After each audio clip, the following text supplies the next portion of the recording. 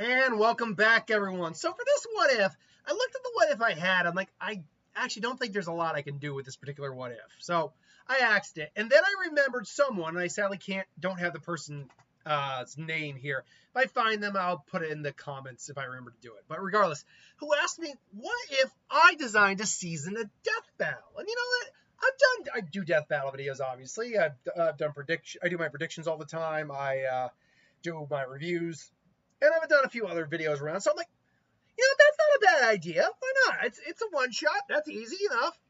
So yeah, and now, mind you, currently I'm still out internet at my house. I have to go over to my girlfriend's place to use it. I forgot to get a thumbnail to start it out, so you're getting spoiled on the first one, the season opener. But let's establish a couple things right now. Death Battle no longer does seasons. Because they're privately owned, they're no longer bound by contractual seasonal obligations. They can just keep doing it. Now, they probably will pause and take breaks now and then still, but they don't have to do seasons. But we are going to tailor this in the style of a season. So it's 16 episodes per season. And then I wanted to be like, okay, what exactly am I looking for in this? And so I basically looked at how many, like, comic book versus comic book, how many, cartoon versus cartoon, mix and matches, here we go. So I feel like, I just realized I forgot to add a live action one in here. So it is what it is. There wouldn't be a live action. In hindsight, if I had thought about it for more than a little bit longer, I probably would have added a live action something or other in here. Regardless, it's not a big deal. Maybe like a Moon Knight versus Batman. That would have been kind of fun. Get those guys dressed up. That would have been a lot of fun. But either way, here we go. Should note, I will also give proper shout out to each person who made an actual they didn't make it for me. I'm taking a thumbnail that I know is made. I will give a proper shout out to those people. You can find them on Reddit, on DeviantArt, whatever. And if a suggestion is, I'll give my brief thought on who would win. But if a suggestion is here that does not deny it from becoming a who would win. If you still want to give me that who would win suggestion down the road, you're more than welcome to. With that being said, let's get into it. So for my season opener, as you can see, one that I took from one of my thumbnails I like is, I do love Godzilla, and I know he's going to fight Hulk at some point coming up, but I do want to see him kind of just have a drawn out knuckle duster type of fight with another kaiju-esque character, not the Hulk. I'm still looking forward to that fight. And I remembered I did the Ten Tails versus Godzilla. Now, Godzilla, I do think outranks the Ten Tails, and if you watch my video, I do think he wins. But the Ten Tails is still a force of nature for a reason. And has several abilities beyond just throwing a tail beast ball at Godzilla. So I think that'd be a great season opener just to really get the crowd going. So yeah, my first pick would be for Godzilla versus the Ten Tails. Next, this thumbnail is made by Deep_Grape82. For one of our first people call them cape shit fights, but for one of our first Kong versus Kong fights, guy I've wanted on here for a while, Gambit. I think we've all wanted to see Gambit in a death battle versus Rexplode, who basically functioned as the invincible version of Gambit. Now, this actually would be an interesting fight. Skill-wise, Gambit is far more skilled as a fighter. But Rex doesn't need inorganic matter to detonate. Hence, we see in the spoilers, if you haven't watched the most recent seasons, when he takes his own life, he uses his own freaking skeleton. So he's got avenues to use weapons in a way that Gambit doesn't. So this, I think, would be a really good fight. And if nothing, now I would love for this to be maybe the live action fight. You can make an argument this could be the live action fight, but there'd be so many special effects with it that it probably doesn't make sense to be the live action fight. Now, that said, however, if I were to do a live action fight, I do have listed down here one other one that could, it still requires some special effects, they all do, but I do have one other one listed that could be a live action one, but we'll get to that. So there's that. Then I had my video game character versus whatever, and I like, all right, I want to see, and this is where I threw out a lot of return characters. I want to see Mbison come back, but who would he fight? And at first, I had Shang Tsung, because he's definitely weaker than Shao Kahn. And I'm like, well, yeah, I guess that makes a bit more sense. Psycho power versus soul stealing power. I'm like, eh. But then I thought about it, I was like, why? I don't have to adhere strictly to that style. So what if there's a different character I can think of, another big bad? And weird, but follow me on this. Mbison versus Skeletor. Now, Mbison doesn't use magic. He uses his own soul and spirit. But Skeletor does, to some degree, use magic. And he's actually a pretty good sorcerer. So what happens when you factor those two in there? One who's got soul manipulation, and Skeletor, as far as I know, doesn't manipulate souls. He's strong enough to kind of tangle with He-Man, though He-Man's usually his better. So, and I definitely would say Mbison's probably the more intelligent and skilled fighter. So what happens when you get those guys in together? I think it could be an interesting fight. Now, I do think Skeletor probably pulls out the win, but that's just my initial thought. By the by, should note, these are not for balance. These fights are not about balance. They're fights I think work well together. Would like to see at least one of the characters together. Because Death Battle has definitely thrown fights where the winner was going to be clearly obvious. So, Flash versus Quicksilver, anybody. So anyway, moving on. Then we get into someone who I've wanted on Death Battle for ages. We need more bleach on this show. Show. And Kimpachi Zaraki is designed for Death Battle, and Kaido is really the Kimpachi of One Piece. I mean, he's the king of the beasts. He's among the strongest pirates in his world. He's a freaking dragon. He is near impossible to injure. So he is the Kimpachi kind of his world to some degree. These two would be a match made in heaven for a fight. Now, Kimpachi would obliterate Kaido. He would, but he wouldn't start out obliterating him. He would take his time with the fight, because that's how Kimpachi rolls. That's the beauty, though, of a Kimpachi fight, is because of how Kimpachi, dictates his actions and his fights and everything like that. The fight will get drawn out because he wants the fight to last. And Kaido is still strong enough to definitely drag the fight out on his own for a while. So yeah, I would love to see Kimpachi in Death Battle, absolutely. Or Kaido, honestly, both are good characters for Death Battle. But these two actually work really well together. So then this thumbnail was made by Cargo Uprising, or Uprising technically, but it's U-Rising. Captain Kirk versus Han Solo. One, I think, a lot of Death Battle, the Battle of the Captains, if you were. Now, this would obviously be one of their respective ships. This would be them trying to duke it out. And obviously, this would be them trying to win in a fight. Unfortunately, this is one of those things where Han Solo only has one co-pilot. And so he's doing a lot of that himself. Kirk has an entire crew with him. The problem here is very simple. The Enterprise is a much larger and more powerful ship in terms of firepower. The Millennium Falcon is not a ship designed for combat. It's more of a cargo ship than anything else. It does have weapons on it. All ships have weapons, but it's sadly not a ship that would really work well. You're better off doing, like, say, the Empire versus the Federation. That would be a much better fight. But if you're talking about Battle of the Captains, who's the better captain? Even though Kirk does make a lot of good decisions, it's also through the use of his crew. Like, he can't do communications or command the warp drive or a science officer or anything like that. He's the captain. Whereas, apart from Chewie, it's all Han doing that. All of it. So, I'd actually argue Kirk is the better captain when it comes to piloting. And to be fair, the Millennium Falcon could easily outmaneuver the Enterprise. It could easily outmaneuver the Enterprise. So, just because it's a much smaller ship and equally fast. Maybe not as fast in just a straight shot, but it's a far more maneuverable ship, definitely. Now, this then brings us to the one other fight I have listed that could, in fact, be a live action. Now, I could not find the guy who created this thumbnail. So, if you've created this thumbnail, I give you the shout out. Wolverine versus Deathstroke. Again, return characters coming back for another go. Kind of like what we got with Deku and Miles coming out this Sunday.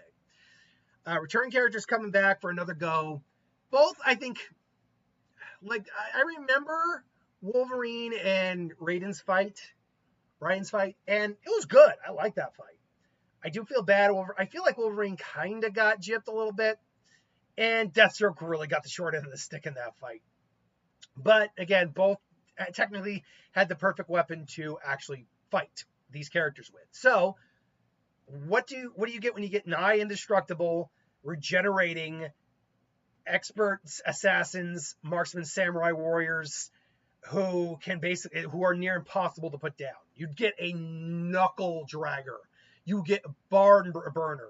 You would get bloody knuckle all the way to death fight. Who wins the fight, though?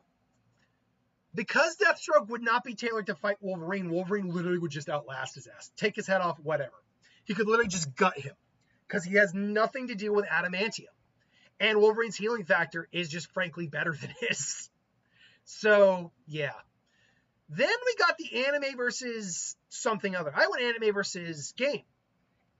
I went with, and again, bear with me, Yusukei Urameshi versus Akuma. This, I think, is a really good match made in heaven kind of stuff. Because Akuma is no joke. He does have, not world-ending power, but world-shattering power. We've seen how powerful some of his attacks really are. He can attack your soul. He's got an Oni transformation. Now, Yusukei is a planet buster. He is, but only at full power. He is not a finesse fighter. He is a street fighter. And that certainly shows. But he certainly has, I think, the power advantage, but not the skill and not the technique advantage. The Satsui no Hara could kill Yusukei outright. So I think this would be a really interesting fight. A really good one, too.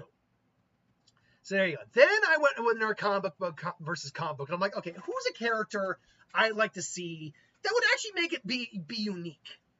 And I'm like thinking, I realized, wait a minute. There's a character I vaguely remembered. And I'm like, this is a really cool character they could put on Death Battle. I went into it, and both of them are actually kind of interesting because they're both kind of counterparts. Damage from DC versus Weapon H from Marvel. Who is Damage? And who is Weapon H? Okay, Weapon H is essentially an attempt to kind of make like a Wolverine Hulk combo. And he kind of is that to some degree. He can't transform back into a human his form, and he is insanely powerful.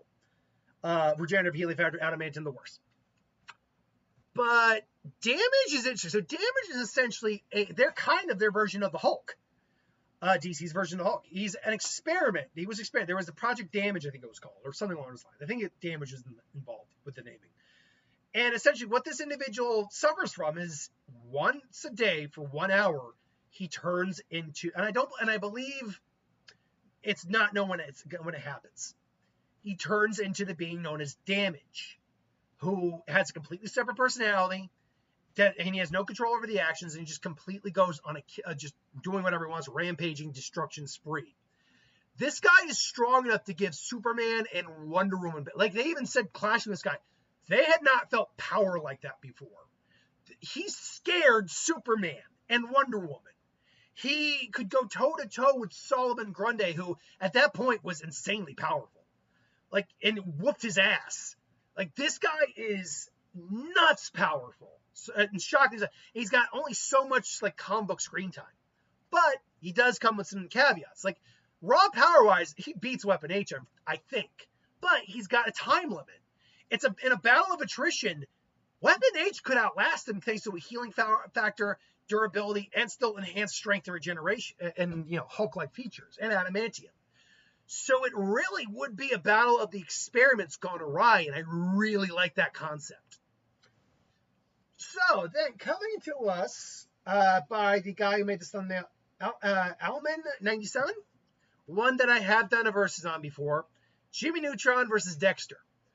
This is one that has needed to happen for some time. Like, I am amazed they have not gotten to this yet.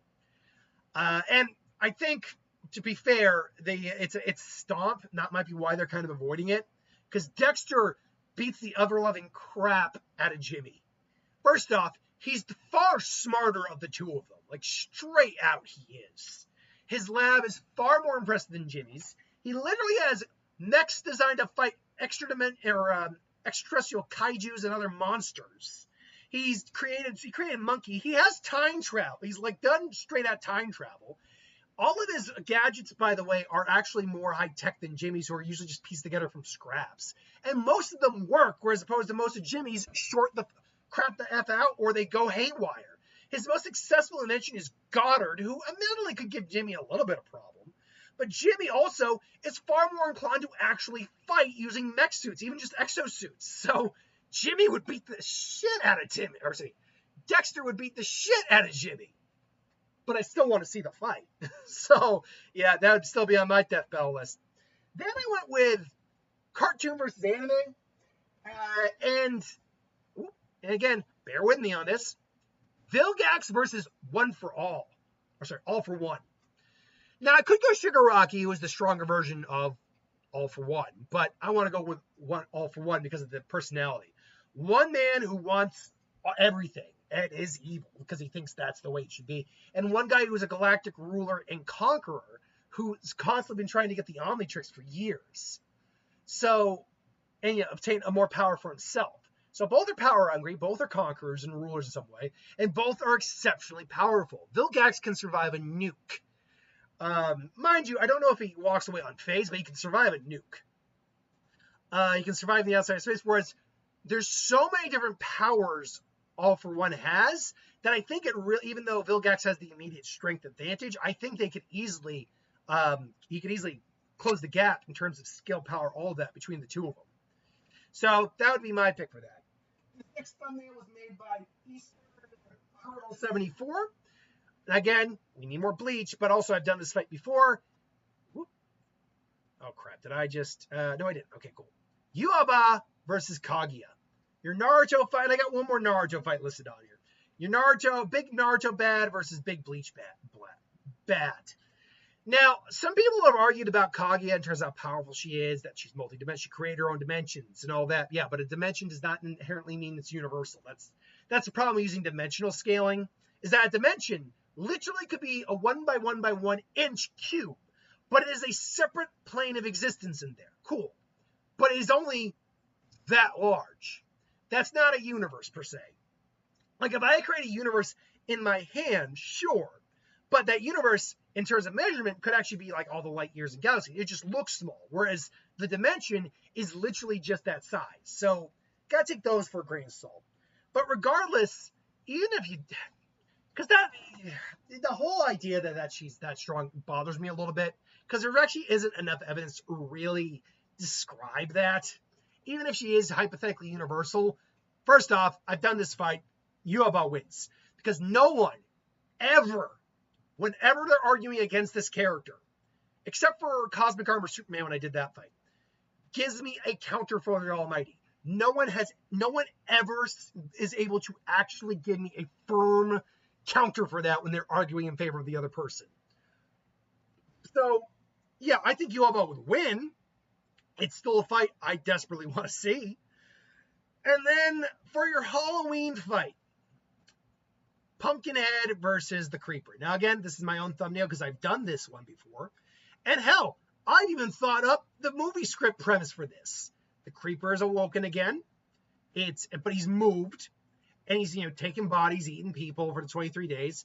The people have lost children. They've lost family and lost loved ones. So they've heard this legend of Pumpkinhead, this demon that you can summon at the cost of, your soul and all that, to, do your bidding and, go seek vengeance. So they send it after the Creeper and they come to blows. So that's an easy script to make, folks.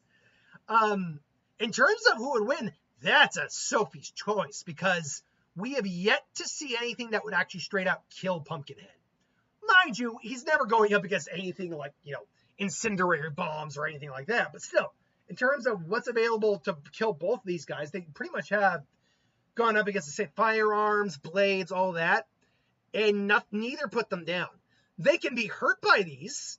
Pumpkinhead has been hurt, but he usually just gets right back up. Weirdly enough, the Creeper did ignore getting shot by a Gatling gun in the third movie, but whatever.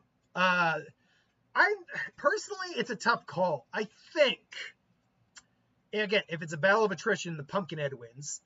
But because the Creeper does have some mystical elements to him too, like his weapons are ruin enhanced, you might make an argument the Creeper could win. He's also probably the smarter individual, so there's that. Either way, I'd still be a fight I'd love to see if they could figure it out. Then from Windindy, we've had some big cartoon fights before. But for the cartoon fight to end all cartoon fights, you gotta do it. You gotta do it. Bugs versus Mickey. You gotta do it. Like, who ultimately wins, or is it another draw? That's tough. That's really tough. But I can tell you right now, I like Bugs more than Mickey personally. But still, it's a Sophie's choice. It really is. But still, that'd be the one. If you're talking about the 2 cartoon icons, that'd be the one I'd want to do. Then coming to us, I got another thumbnail made by Endbringer Nix. More of a monster creature sci-fi, the sci-fi fight. I want to do a sci-fi fight. Xenomorphs versus the Bugs.